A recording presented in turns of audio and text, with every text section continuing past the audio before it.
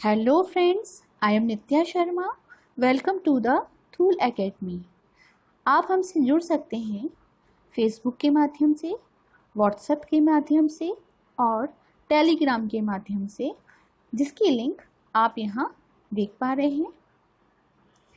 यहाँ हम बात कर रहे हैं भारतीय प्राचीन इतिहास की।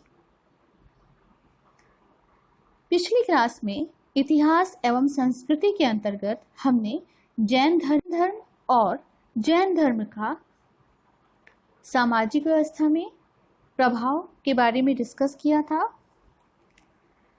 जैन धर्म के उत्थान के समय ही एक अन्य धर्म, जिसे बौद्ध धर्म के नाम से जानते हैं, का उदय होना शुरू हो गया था। आज की क्लास में हम बौद्ध धर्म किस प्रकार देश विदेश में प्रसारित हुआ, बुद्ध काल में राजनीतिक, सामाजिक, आर्थिक जीवन कैसा था, इन सब टॉपिक्स पे विस्तार से चर्चा करेंगे, विस्तार से इन सबको हम जानेंगे। तो आइए शुरू करते हैं। बौद्ध धर्म जो न केवल भारत अपितु संपूर्ण एशिया में प्रकाशित है, जिसकी स्थापना का श्रेय महात्मा बुद्ध को जाता है। विश्व को अपने विचारों से नया रास्ता दिखाने वाले भगवान गौतम बुद्ध भारत के महान दार्शनिक, वैज्ञानिक, धर्मगुरु एवं महान समाज सुधारक और बौद्ध धर्म के संस्थापक थे। इन्हें एशिया का प्रकाश पुंज भी कहा जाता है। आइए हम जानते हैं महात्मा बुद्ध के जीवन परिचय के बारे में। महात्मा बुद्ध का जन्म 563 ईसा पूर्व में लुम्बिनी में, जो कि नेपाल के तटीय क्षेत्र में पड़ता है, हुआ था। इनका जन्म का नाम सिद्धार्थ गौतम था। इनके पिता शुद्धोधन कपिलवस्तु के महाराज थे, राजा थे। माता महामाया। ऐसा कहा जाता है कि सिद्धार्थ गौतम के जन्म के 7वें दिन उनकी माता का देहांत हो गया था, जिसके बाद उनका पालन पोषण उनकी मौसी प्रजापति गौतमी द्वारा किया गया। सिद्धार्थ गौतम का विवाह यशोधरा से हुआ था। इनके पुत्र का नाम राहुल था। इस तरह देखा जाए तो गौतम बुद्ध राजकुल से संबंधित थे। इनके जन्म के समय ही जो राजपुरोहित थे, उन्होंने ये बता दिया था कि जो ये बालक है, ये या तो एक बड़ा सन्यासी बनेगा या एक बहुत बड़ा सम्राट।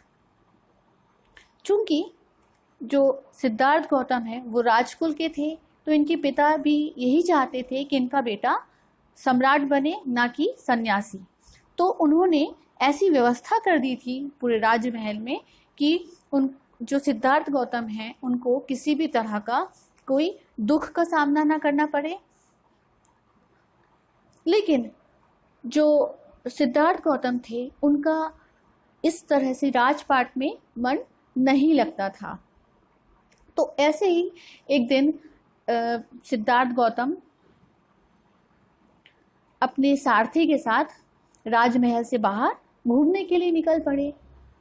तो जो उस समय घटना घटी, जब वो निकल रहे थे, उस समय उनको ऐसे 3 लोग दिखे, जिसमें से एक था रोगी व्यक्ति, एक था वृद्ध व्यक्ति और एक मृतक व्यक्ति दिखा था, जिसको लोग ले जा रहे थे। इस तरह उन्होंने जब एक वृद्ध व्यक्ति को देखा तो अपने सारथी, जो कि चंडज नाम था जिसका, उससे पूछा कि ये व्यक्ति इस तरह से क्यों है। तो जो सारथी था उसने बताया कि वृद्धावस्था हर एक व्यक्ति की आती है, इस तरह हर कोई इस अवस्था से गुजरता है। इस तरह जब उन्होंने एक रोगी व्यक्ति को देखा तो सवाल पूछा कि ये इस तरह से इतना दुखी क्यों है, इतना परेशान क्यों है। तब उन्होंने बताया, जो सारथी था उन्होंने बताया कि जो रोग है, जो बीमारी होती है, वो एक ना एक दिन हर किसी व्यक्ति को ये बीमारी या रोग से वो पीड़ित होता ही है।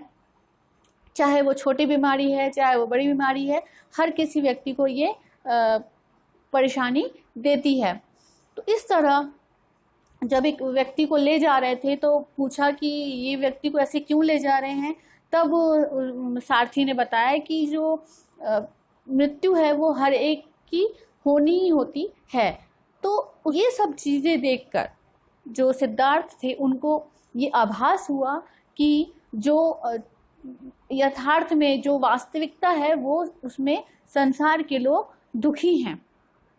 तो इसी दुख का कारण जानने के लिए उन्होंने महल के बाहर की जो स्थिति देखी, उससे उनको ये आभास हो गया कि संसार में हर कोई सुखी नहीं है और जन्म के बाद मृत्यु परम सत्य है।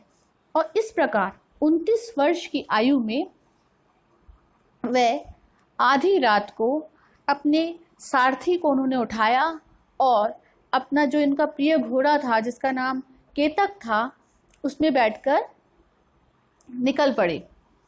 और जो ये घटना है जिस समय उन्होंने गृह त्याग किया, ये घटना महाभिनिष्क्रमण कहलाती है।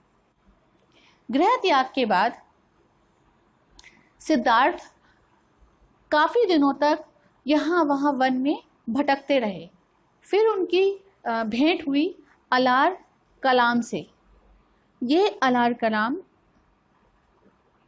गौतम बुद्ध के प्रथम गुरु बने, जिनके संरक्षण में अपने अन्य 5 साथियों के साथ कठोर तप किया और इस तरह 6 वर्ष तक लगातार भूखे प्यासे रहकर उन्होंने तपस्या की। ऐसे ही एक बार वो तप साधना के लिए निरंजना नदी के तट पर जो पीपल का वृक्ष था उसके नीचे बैठे हुए थे। उसी समय वहाँ एक सुजाता नामक स्त्री पूजा करने आई। पूजा करने के बाद प्रसाद के रूप में उनको खीर प्रदान की और सिद्धार्थ से कहा कि इस वृक्ष देवता ने मेरी सभी मनोकामनाएं पूरी की हैं, आपकी भी सभी मनोकामनाएं पूरी हो। सिद्धार्थ जो कि काफ़ी दिनों से भूखे प्यासे बैठकर तप साधना कर रहे थे, प्रसाद स्वरूप जब उनको खीर उन्होंने भेंट की तो उन्होंने खुशी खुशी उसको ग्रहण कर लिया और उस खीर के बर्तन को नदी की ओर बहा दिया और ये माना कि अगर ये पात्र विपरीत दिशा में बहेगा तो मुझे ज्ञान की प्राप्ति होगी। और ऐसा ही हुआ। जो पात्र था जिसमें गौतम बुद्ध ने खीर खाई थी वो विपरीत दिशा में बह के आया। उसी रात पीपल वृक्ष के नीचे सिद्धार्थ गौतम को ज्ञान की प्राप्ति हुई और इस तरह 35 वर्ष की आयु में सिद्धार्थ गौतम को ज्ञान की प्राप्ति हुई और वो क्या कहलाने लगे? वो कहलाने लगे गौतम बुद्ध। जिस पीपल के वृक्ष के नीचे गौतम बुद्ध को ज्ञान प्राप्त हुआ था वह बोध गया में स्थित है, जो कि बिहार में है। इस पीपल के वृक्ष को बोधि वृक्ष के नाम से जाना जाता है। इसी बोध गया में आगे चलकर सम्राट अशोक द्वारा मंदिर का निर्माण कराया गया, जिसे महाबोधि मंदिर के नाम से जाना जाता है। 5वीं-6वीं शताब्दी में सम्राट अशोक द्वारा यहाँ मंदिर का निर्माण कराया गया। 2001 में बोध गया में जो ये मंदिर स्थित है इसे यूनेस्को वर्ल्ड हेरिटेज में शामिल किया गया है। यहाँ पर भगवान बुद्ध की पहली मूर्ति जो कि पद्मासन में स्थित है, ये मूर्ति ठीक उसी जगह पर स्थित है जहाँ पर गौतम बुद्ध को ज्ञान की प्राप्ति हुई थी। और इस मूर्ति के जो आसपास का जो क्षेत्र है वहाँ पर पताकाओं से उसे सजाया गया है। आगे हम जानेंगे बुद्ध के उपदेश और सिद्धांत के बारे में। गौतम बुद्ध ने ज्ञान प्राप्ति के बाद जो प्रथम उपदेश दिया वो सारनाथ में दिया, जो कि धर्म चक्र परिवर्तन कहलाता है। गौतम बुद्ध ने सर्वप्रथम जो साथी उनके साथ तप कर रहे थे उन्हें उपदेश दिया और 4 आर्य सत्य के बारे में बताया। यही साथी आगे चल के उनके क्या बन गए? अनुयायी बन गए। ये 4 आर्य सत्य थे: दुख, समुदय, निरोध और मार्ग। दुख अर्थात जो संसार है वो दुख है। दुख है, उसके कारण क्या है? ये समुदय है। निरोध मतलब इस दुख को निवारण करने के भी उपाय हैं, जिसके लिए गौतम बुद्ध ने अष्टांगिक मार्ग को एक युक्ति के रूप में, एक उपाय के रूप में बताया है। और जैसा कि आप यहाँ पर देख रहे हैं, जो अष्टांगिक मार्ग है उसको एक चक्र के रूप में बताया गया है। और यही चक्र जो है ये बौद्ध धर्म में एक धर्म चक्र के रूप में जाना जाता है। जैसा आप ये चक्र में देख रहे हैं, तो जो एक अष्टांगिक मार्ग के लिए जो रथ का पहिया उन्होंने बताया था, उसमें हर एक तीली जो पहिए से जुड़ी है वो आधार है। और इसी चक्र को आगे चलकर सम्राट अशोक ने राज चिन्ह के रूप में अपनाया। आज भी हम देखते हैं कि हमारे जो तिरंगे है उसमें उसका जो चक्र है वो अशोक चक्र कहलाता है।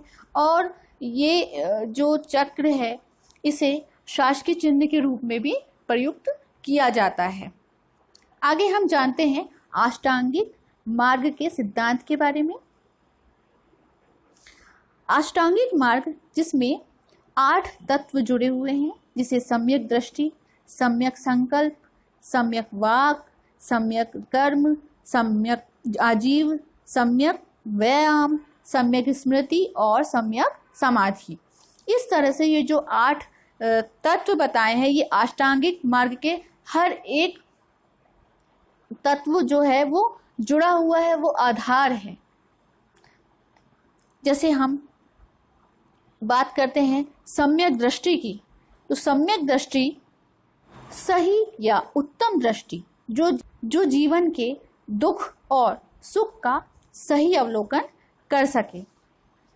सम्यक संकल्प दुख से छुटकारा पाने हेतु दृढ़ निश्चय, ये कहलाता है सम्यक संकल्प।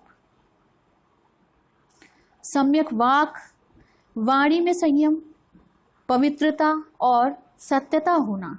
वाणी में पवित्रता नहीं है, सत्यता नहीं है तो वो दुख का कारण बनती है। सम्यक कर्म आचरण में शुद्धि होना, क्रोध, द्वेष, दुराचार का त्याग, ये कहलाता है सम्यक क्रम।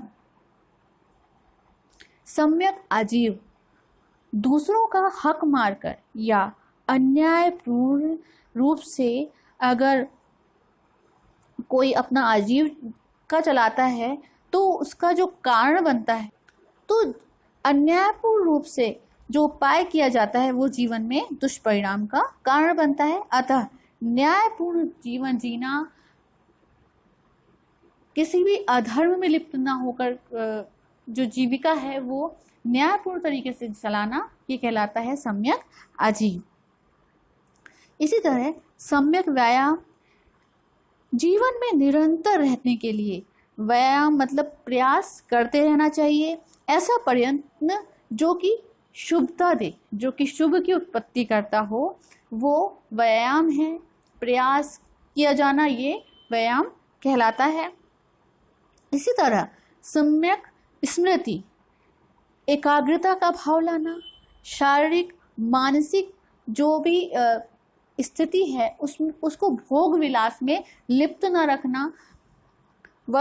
ऐसी जो वस्तुएं हैं जो भोग विलास में मोह का कारण बनती है, उनसे दूर रहना ही सम्यक स्मृति है। इसी तरह जो उपरोक्त ये 7 चीजें हैं, 7 मार्ग हैं, इसका अभ्यास को चित्त में लेकर आना, मतलब अपने चित्त में, अपने व्यवहार में इन सब को लेकर आना क्या कहलाता है? सम्यक समाधि। और इसे एकाग्रता में लेकर आते हुए समाधि को प्राप्त करना। और इस प्रकार जो मोक्ष का रास्ता है, या हम ये बोलेंगे जो दुख को निवारण का जो मार्ग बताया है, वो यही अष्टांगिक मार्ग के रूप में भगवान बुद्ध के द्वारा बताया गया है।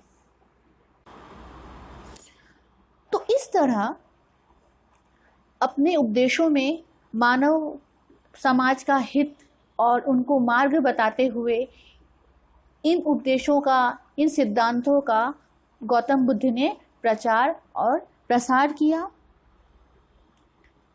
आइए हम जानते हैं बुद्ध धर्म के प्रचार और प्रसार के बारे में। बौद्ध धर्म के प्रचार की अगर बात करते हैं तो सारनाथ,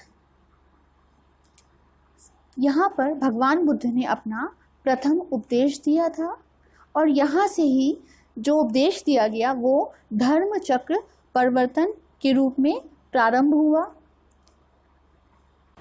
यहाँ अशोक का चतुर्भुज सिंह स्तंभ है, भगवान बुद्ध का मंदिर बना हुआ है और जो स्तूप आप यहाँ पर पिक में देख पा रहे हैं, ये चौखंडी स्तूप यहाँ सारनाथ में स्थित है। यहाँ सारंग देव मंदिर भी स्थित है जो कि शिव मंदिर है। यहाँ सावन का मेला लगता है। तो जो अगर हम स्तूप की बात कर रहे हैं, जो भगवान बुद्ध के चतुर्भुज जैसा आप ये सिंह स्तंभ देख रहे हैं, इसका निर्माण सम्राट अशोक द्वारा कराया गया था। ये सारनाथ में स्थित है।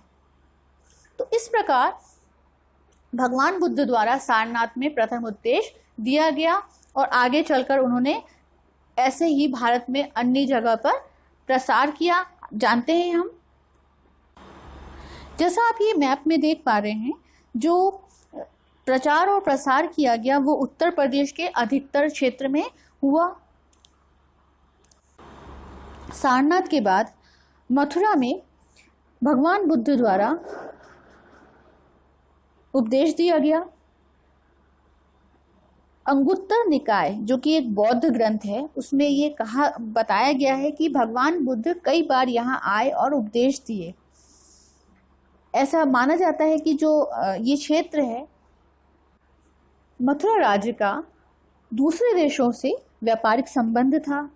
तो यहाँ पर जो क्षेत्र था ये उत्तर और दक्षिणी दोनों क्षेत्रों को ये जोड़ता था।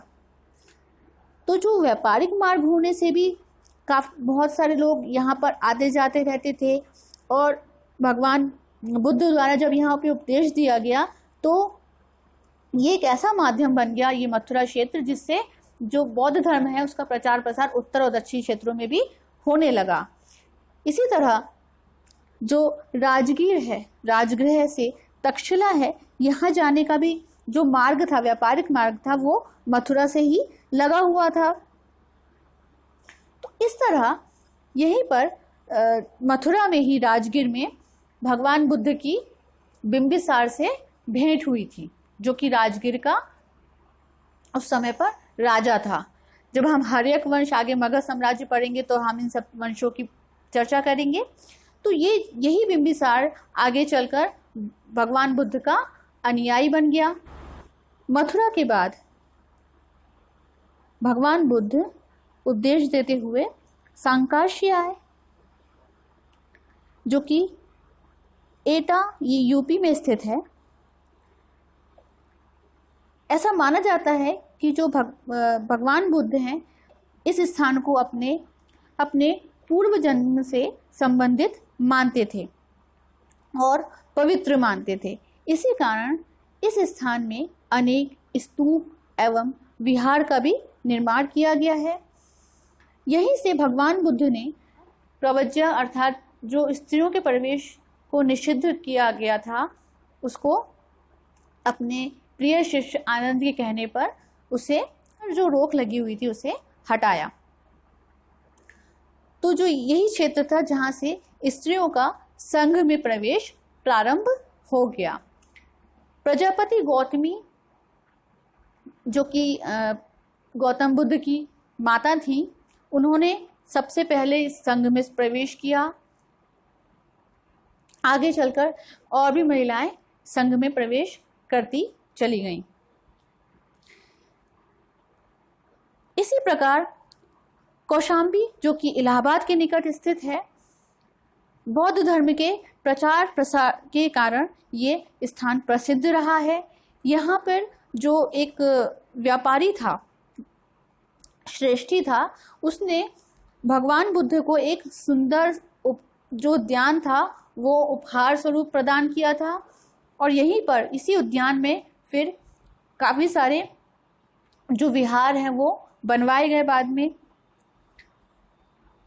वैरंजा, ऐसा कहा जाता है कि एक डाकू था अंगुलीमाल, जो लोगों को मारकर उनकी उंगली की माला पहनता था, और यहीं पर भगवान बुद्ध से वो मिला और बाद में इतना प्रभावित हो गया कि वो भगवान बुद्ध का अनुयायी बन गया। आगे चलकर वो भिक्षुक भी बन गया। यही स्थान है जहाँ पर बौद्ध के अनुयायी के रूप में ब्राह्मण भी बड़ी संख्या में शामिल थे। तो इस प्रकार देखा जाए तो जो उस समय पर जब बौद्ध धर्म प्रचार प्रसार हो रहा था, तो जो ब्राह्मण थे वो भी इससे प्रभावित हो रहे थे और संघ में शामिल हो रहे थे। कान्यकुब्ज, यहाँ भगवान बुद्ध ने 7 दिन ठहरकर प्रवचन दिया। यहाँ पश्चिम उत्तर में सम्राट अशोक के द्वारा स्तूप भी बनाया गया है।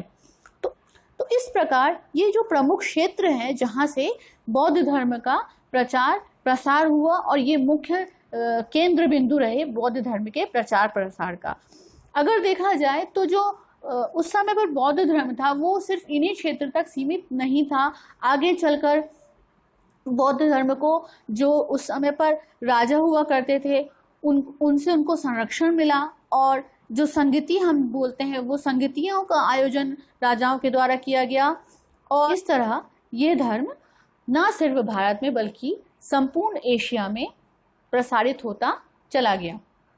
आइए हम जानते हैं कि कैसे उस समय पर बौद्ध संगति हुई थी और किस तरह से बौद्ध धर्म का प्रचार प्रसार हुआ था। कीजिएगा, बौद्ध धर्म से संबंधित संगति, जिसको हम महासभा के रूप में जान सकते हैं, जिसमें उस धर्म से जुड़ी हुई बातें होती थी, ये एक संगठन और संगति होती थी। प्रथम संगति की अगर बात की जाए 483 ईसा पूर्व में राजगृह में हुई थी, जिस समय पर शासक था अजातशत्रु। ये वही अजातशत्रु है जो कि बिंबिसार का पुत्र था, हर्यक वंश का था। इस संगति की अध्यक्षता महाकश्यप द्वारा की गई थी। प्रथम संगति में बुद्ध की शिक्षाओं को सुक्त पीटक और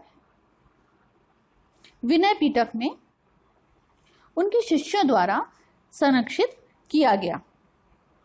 तो प्रथम बौद्ध संगति भगवान बुद्ध के निर्माण के बाद जो उनके अवशेष थे उनको बाद में स्तूपों में बांटा गया, जो कि जगह जैसे हम बात करते हैं राजगृह में, सांची में, सारनाथ में उनके स्तूपों को रखा गया है, अवशेषों को रखा गया है स्तूप के रूप में। इसी प्रकार जो उन्होंने उपदेश दिए थे, जो उन्होंने शिक्षाएं दी थी, उनको भी संकलित किया गया। ऐसे ही प्रथम संगति में बुद्ध की शिक्षाओं को सुक्त पीटक और विनय पीटक में उनके शिष्यों द्वारा संरक्षित किया गया। सुक्त पीटक आनंद द्वारा एवं विनय पीटक उपालि द्वारा संकलित किया गया। द्वितीय संगति 383 ईसा पूर्व में ठीक प्रथम संगति के 100 साल बाद आयोजित हुई थी वैशाली नामक स्थान में, जिस समय पर शासक कालाशोक थे। कालाशोक शिशुनाग वंश के थे। जो द्वितीय संगति थी ये साबरकीर की अध्यक्षता में आयोजित हुई थी। द्वितीय संगति में विनय पिटक और सुक्त पिटक में अनुशासन में कुछ नियम थे, उनको लेकर विवाद के चलते हुए इस संगति में बौद्ध धर्म स्थाविर और महासंगिक ये दो गुटों में बट गया। तो इस प्रकार जो द्वितीय संगति थे इसमें बौद्ध जो धर्म था ये दो गुटों में बट गया था। तृतीय संगति 251 ईसा पूर्व में पाटलिपुत्र में आयोजित की गई थी। उस समय पर सम्राट अशोक शासक हुआ करते थे। ये मोगली पुत्र तिस्य की अध्यक्षता में की गई थी। तृतीय संगति की अगर हम बात करते हैं तो इस संगति में अभिधम्म पिटक एक और ग्रंथ जो कि अभिधम्म पिटक था, इसका संकलन किया गया। संघ भेद को रोकने के कठोर नियम बना दिए गए। इसमें बुद्ध की शिक्षाओं को 3 ग्रंथों में संकलित किया गया। कौन कौन से थे? विनय पिटक, सुक्त पिटक और अभिधम्म पिटक। इनको त्रिपिटक नाम से जाना जाता है। तो इस प्रकार त्रिपिटक की रचना तृतीय संगति में हुई। चतुर्थ संगति प्रथम शताब्दी में कुंडलवन में आयोजित की गई, जिसे कनिष्क जो कि कुषाण वंश के थे द्वारा आयोजित किया गया। अध्यक्षता वसुमित्र और अश्वघोष द्वारा की गई। चतुर्थ संगति में विभाषा शास्त्र नामक टीका संकलित किया गया।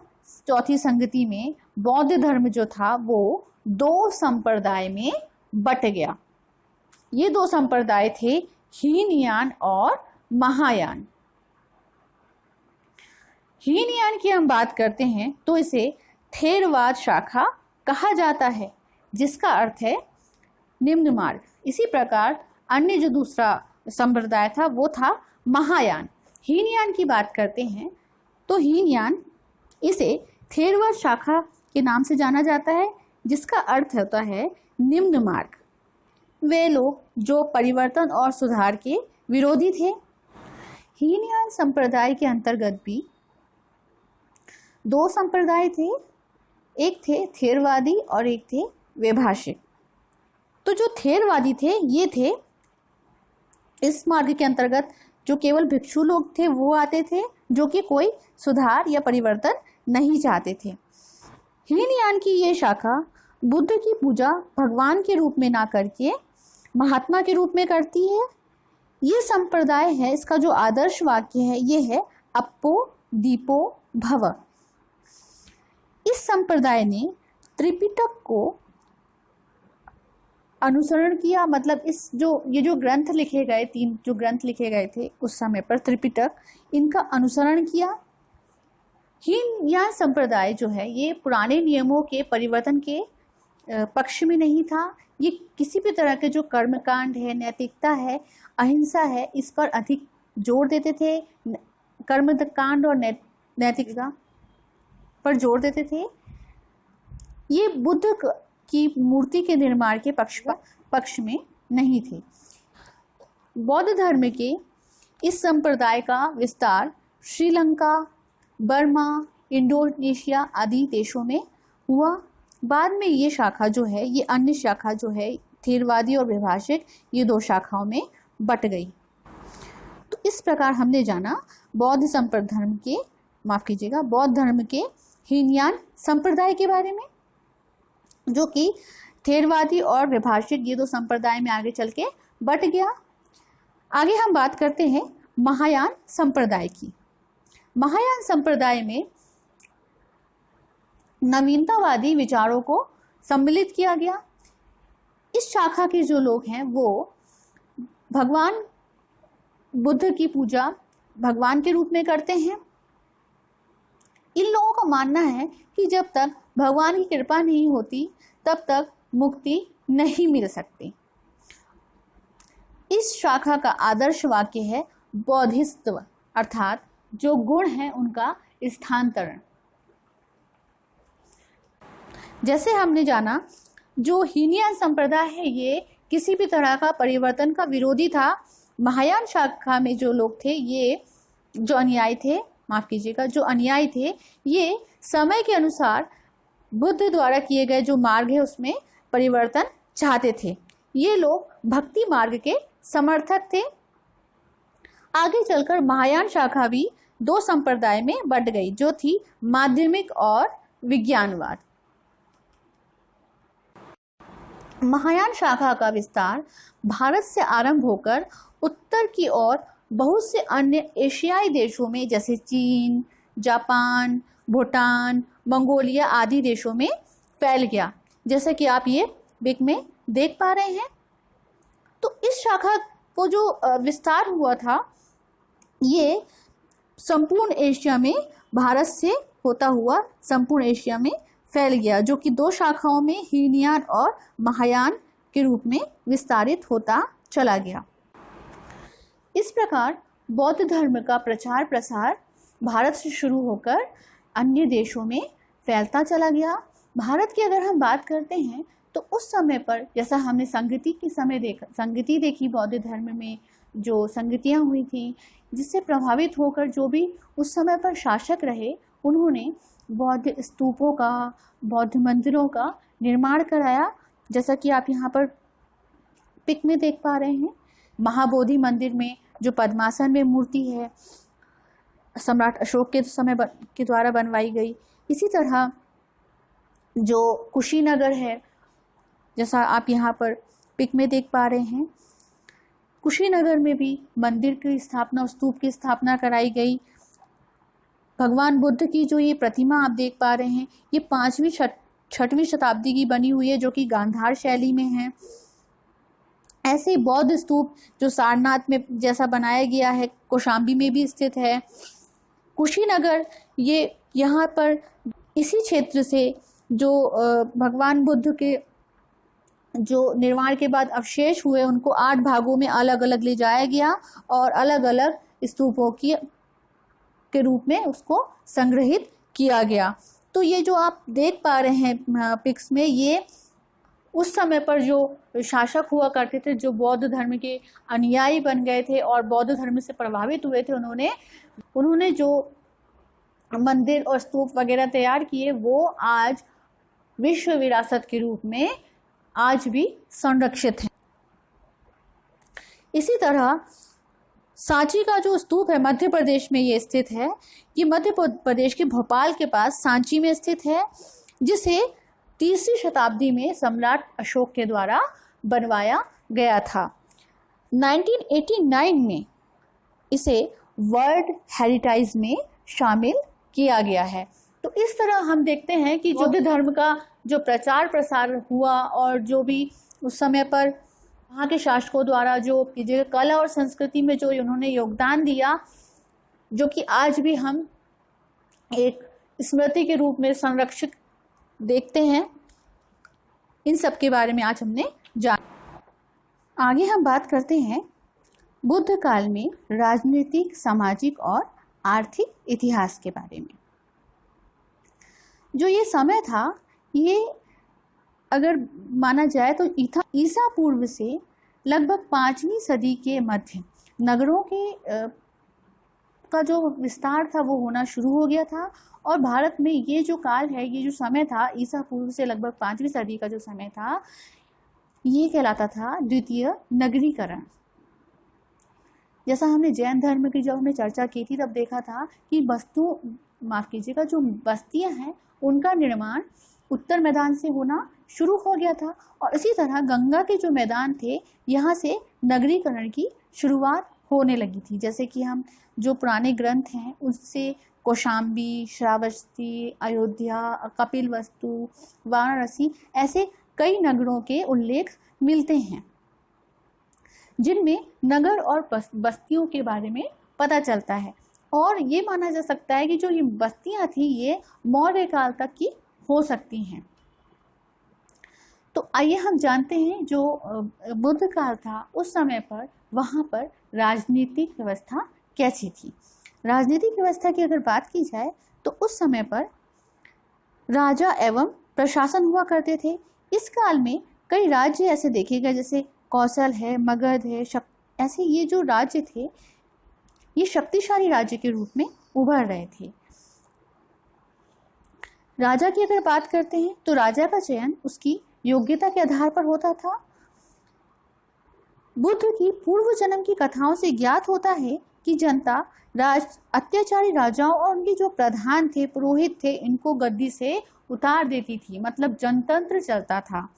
इस तरह जो निर्वाचन और निष्कासन की जो प्रक्रिया थी बुद्ध काल में, वो जनतंत्र पर आधारित थी, जनता की राय से होती थी। राजा था, राजा के बाद राजा के अधिकारी हुआ करता था, महापात्र, और फिर मंत्रीगण, और फिर गांव के प्रधान। कुछ इस तरह से हायरार्की थी, कुछ इस तरह से व्यवस्था थी। राजा अनेक राजाधिकारियों की सहायता से शासन करता था, जो ऊपर से लेकर नीचे तक गांव के प्रधान तक क्रमबद्ध तरीके से होते थे। उच्च कोटि के जो अधिकारी होते थे वो महापात्र कहलाते थे। तो जो ये महापात्र होते थे ये मंत्री होते थे, सेना नायक, न्यायाधिकारी, महालेखाकार इत्यादि जो होते थे ये कौन होते थे? ये महापात्र होते थे। इसी प्रकार आयुक्त होते थे जो कि प्रशासन का कार्य देखते थे, अधिकारी होते थे। और फिर मंत्री जो होते थे ये हर एक जो विषय होता था उसके लिए होते थे। और फिर गांव के प्रधान, हर एक गांव में एक प्रधान होता था जो कि ग्रामणी कहलाता था। उस समय पर जो सैन्य प्रशासन था, तो जो राज्य की शक्ति है, राज्य का विस्तार है, उसको देखकर ये पता लगाया जा सकता है कि वहाँ पर अपार सेना होगी और भारी मात्रा में स्थायी सेना का भी रख रखाव होता होगा। और इस प्रकार अगर जो बड़ी मात्रा में सेनाएं हैं तो इन सेनाओं का जो भरण पोषण है वो किसके माध्यम से चलता होगा? राज्य कोष के माध्यम से। तो इन्हीं सेना की भरण पोषण करने के लिए कर भी लगाए जाते थे। और इन सेना को अधिक रखने के का एक कारण ये था कि जो राजा था वो प्रभावशाली होता था। तो इस काल में कर जो था वो अनिवार्य कर दिया गया था। कर को वसूल कर लेने के लिए भी अधिकारी नियुक्त किए जाते थे जिनको बलि साधक कहा जाता है। ऐसा माना जाता है कि राजा किसानों से उनकी उपज का छठा भाग कर के रूप में लेता था। तो इस प्रकार करों का निर्धारण और उनकी वसूली गांव के मुखिया मतलब गांव के प्रधान के द्वारा की जाती थी। कई राज कर्मचारी भी इसमें जुड़े हुए होते थे। तो लेखाकार भी होते थे उस समय पर, जिसको हम अकाउंटेंट बोलते हैं।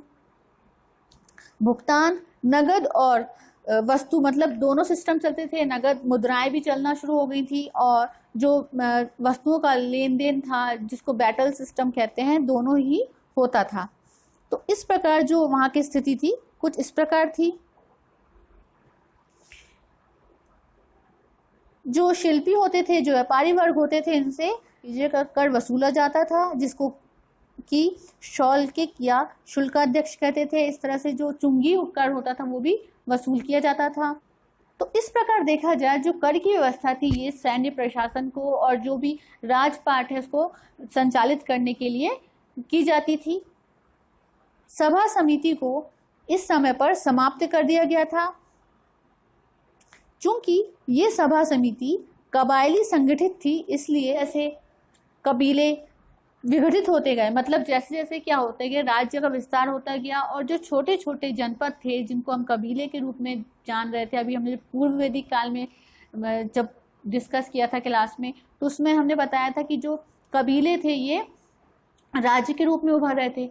इस समय पर क्या हो रहा था कि ये जो कबीले थे इनका अब ये संकुचित होने लगे थे, मतलब इनका विलय किसमें होने लगा था? बड़े बड़े राज्यों के रूप में होने लगा था। और इस प्रकार जो सभा समिति थी इनका जो पहले स्थापना थी वो कम धीरे धीरे होते जाने लगी थी। तो इस तरह इस काल में सभाएं तो थी लेकिन वो कैसी थी? वो एक तांत्रिक राज्यों में ना होकर गणतांत्रिक राज्यों में ही लागू थी।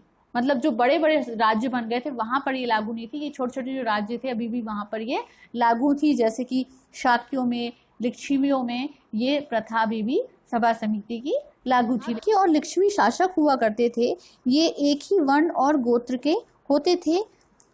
यहाँ पर देखा जाए तो जो सभागार होते थे, यहाँ पर करीब 7,000 राजा बैठते थे। प्रशासन तंत्र सरल था। राजा, उपराजा, सेनापति होते थे।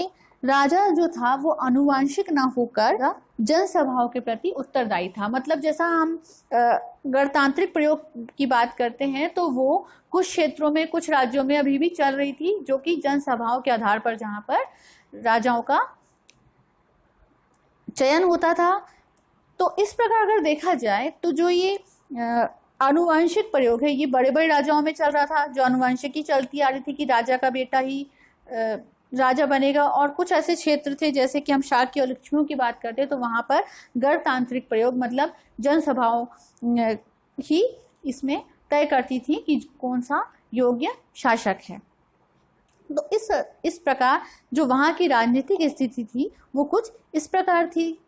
आइए हम जानते हैं बुद्ध काल की सामाजिक स्थिति। सामाजिक स्थिति की बात करते हैं तो इस काल में जो कबायली समुदाय था वो 4 वर्णों में विभाजित हो गया था। ये वर्ण थे ब्राह्मण, क्षत्रिय, वैश्य और शूद्र।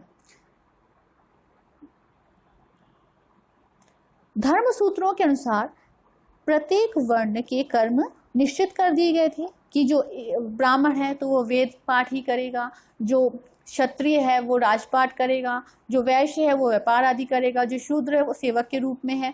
तो इस तरह से जो प्रत्येक वर्ण है उसका कर्म निश्चित कर दिया गया था, और वर्ण भेद के आधार पर ही व्यवहार विधि, मतलब सिविल लॉ जिसको कहते हैं वो, और दंड विधि बना दी गई थी।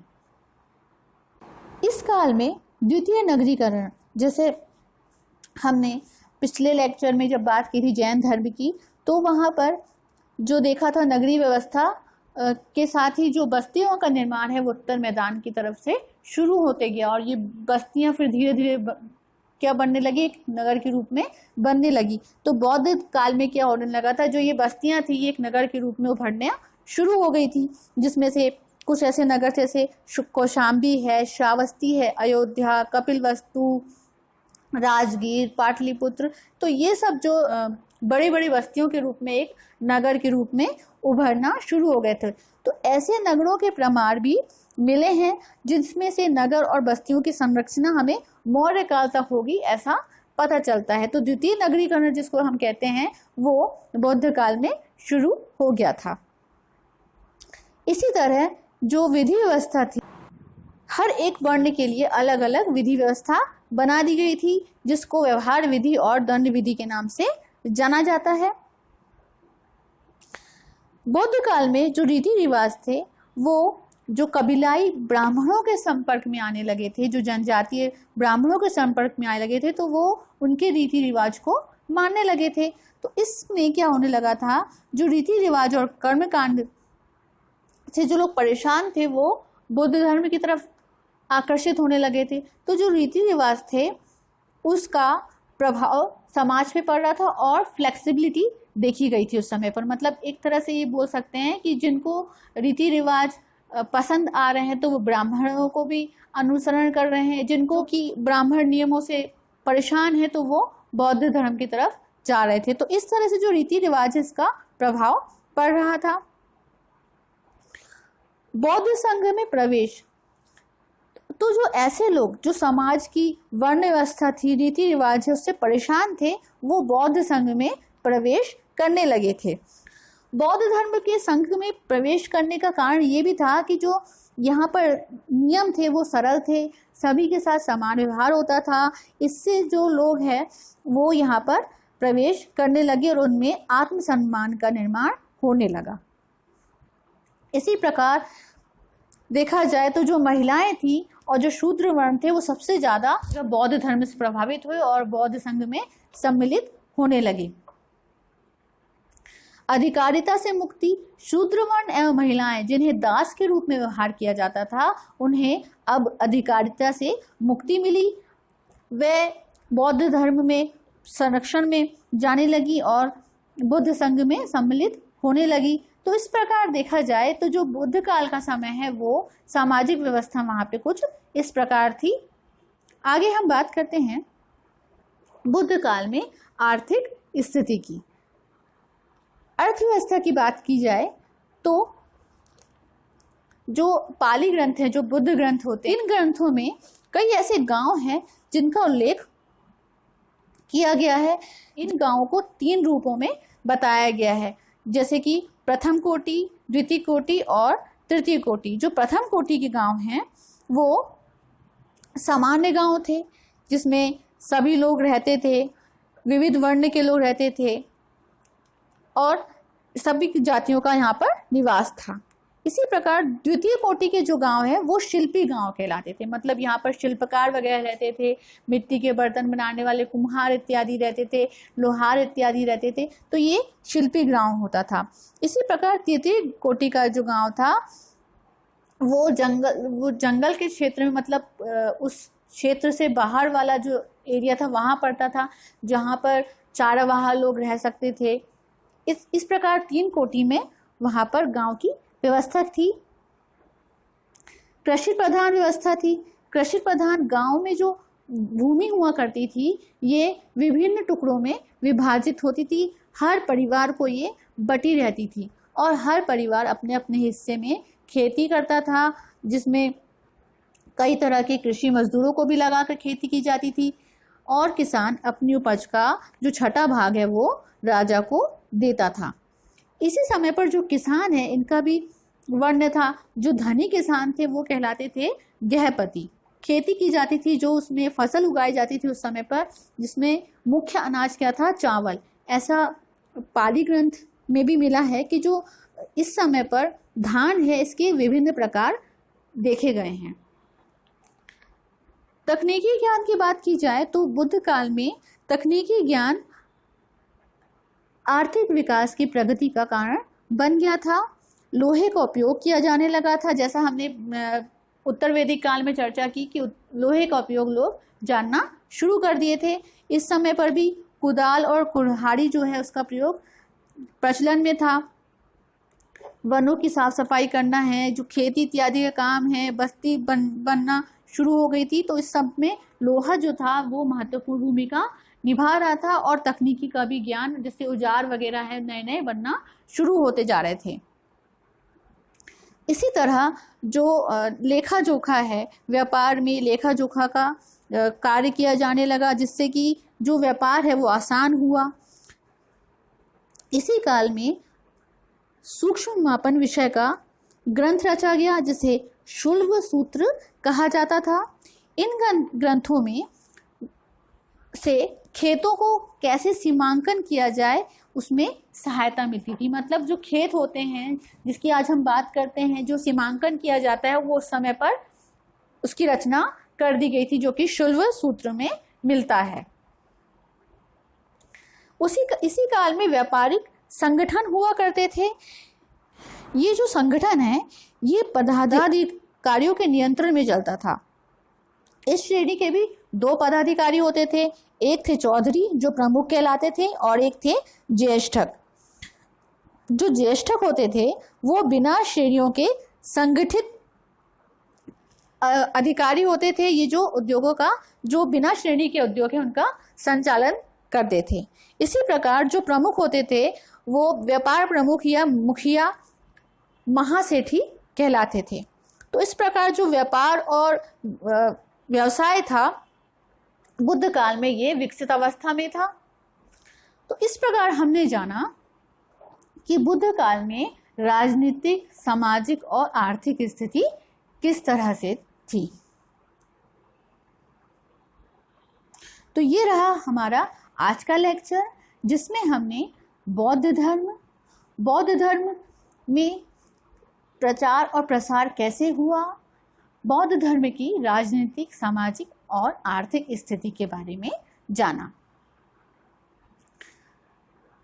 इस वीडियो को देखने के लिए आपका बहुत बहुत धन्यवाद। आपको आगामी परीक्षाओं की बहुत बहुत शुभकामनाएं। अपना ख्याल रखें, अपनों का ख्याल रखें। मिलते हैं हम अगले लेक्चर में। तब तक के लिए जय हिंद, जय भारत।